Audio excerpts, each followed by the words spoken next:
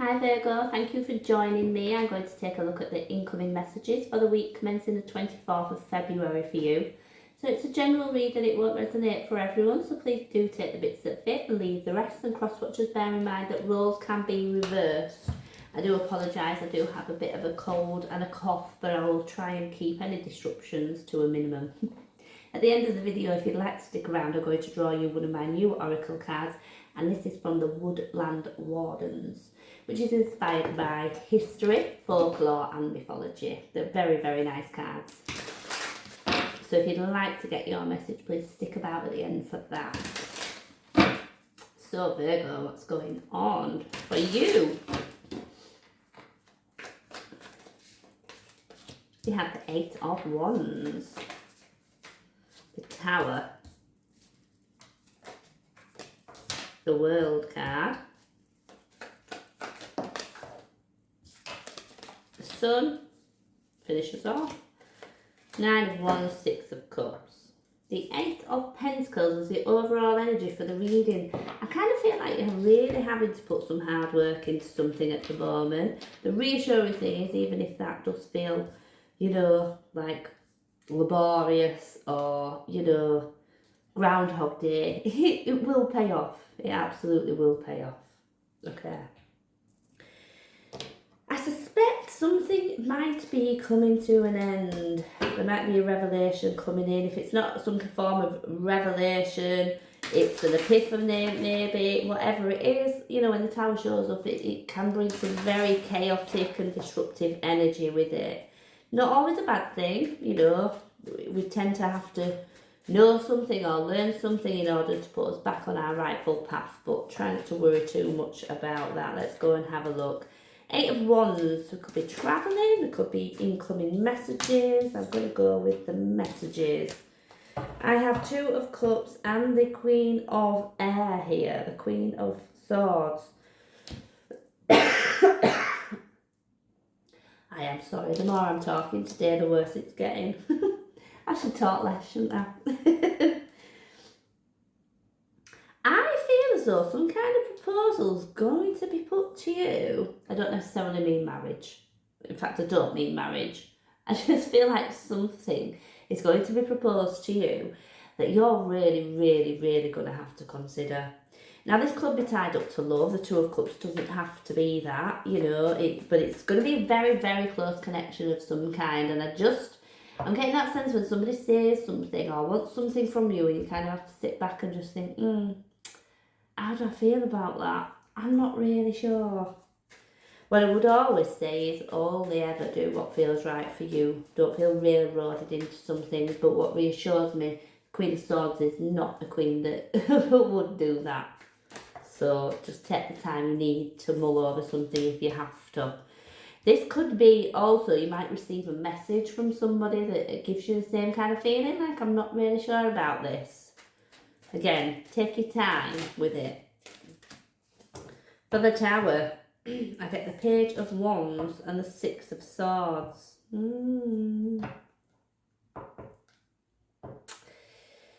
I'm sensing more of a revelations, maybe a truth coming from somewhere, and it might cause a bit of upset.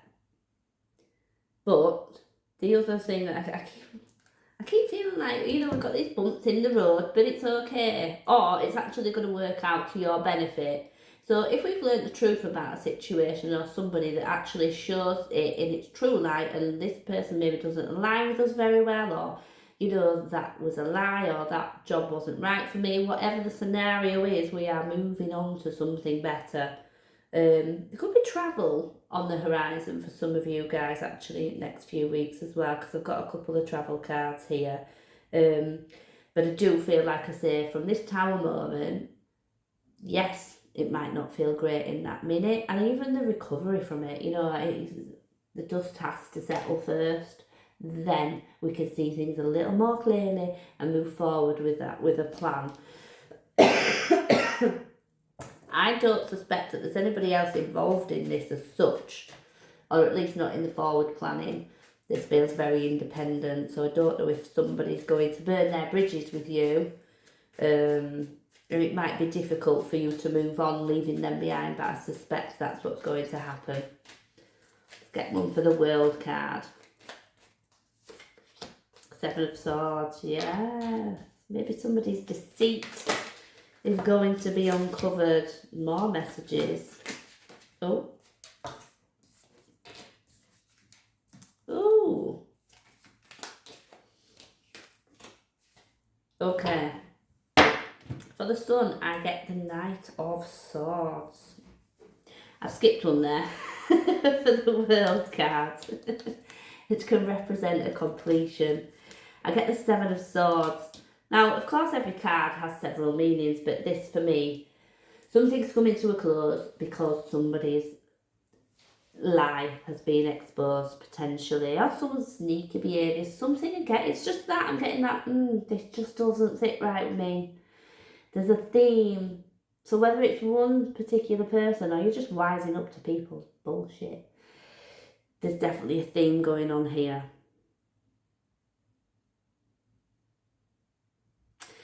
Now, the next card we've got out is the Sun, which is lovely. It's the happiest card in the deck, but it also, you know, lights everything up. I kind of just feel like you're going to be moved into a place where you're seeing things clearly. You've got that clear mind, but we've got a real energy about us, you know. We're optimistic.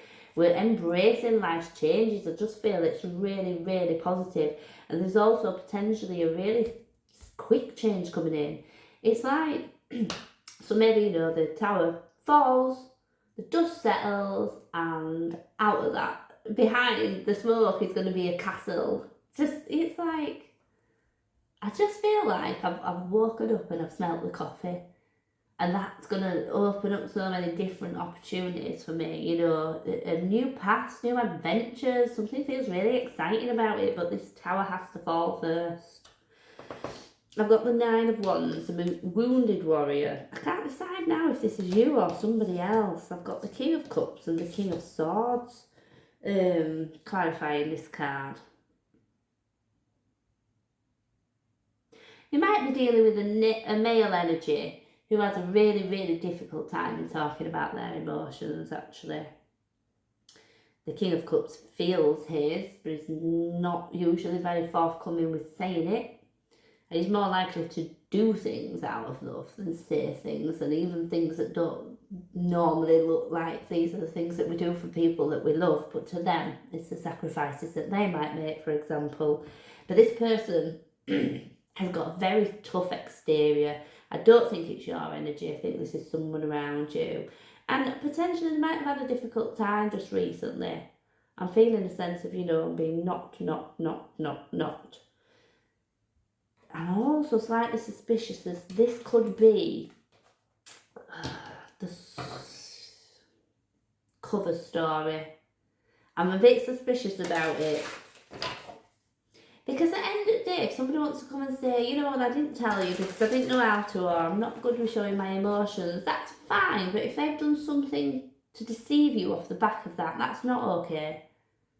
Speak up, or, you know, don't make the wrong decision. Don't do the bad thing. Own it at least. But I feel that this is a bit of a I am the wounded warrior and these are the reasons why, and this is why I did to you what I did to you. That's not okay. I don't feel like that's okay. And I don't think you're going to either. So the final card that came out here was the Six of Cups that can represent a soul connection. So do think that there's somebody or people around you that are always going to be with you. You know, I just feel like that you've got a soul family that's never going to leave you, and never going to disappoint you or stab you in the back or deceive you the way that this person likely has. Another potential card of travel. So that might be coming up very soon for you. Maybe with family as well, with that Six of Cups card being out. Let me do the Eight of Pentacles. What's this hard work we're facing, Virgo? Five of Pentacles. Ace of Wands, Six of Pentacles.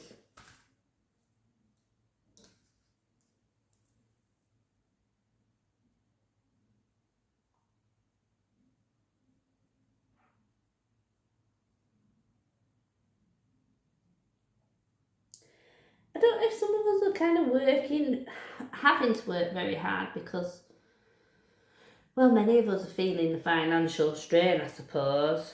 But I suspect for some of you, there is a new life being created.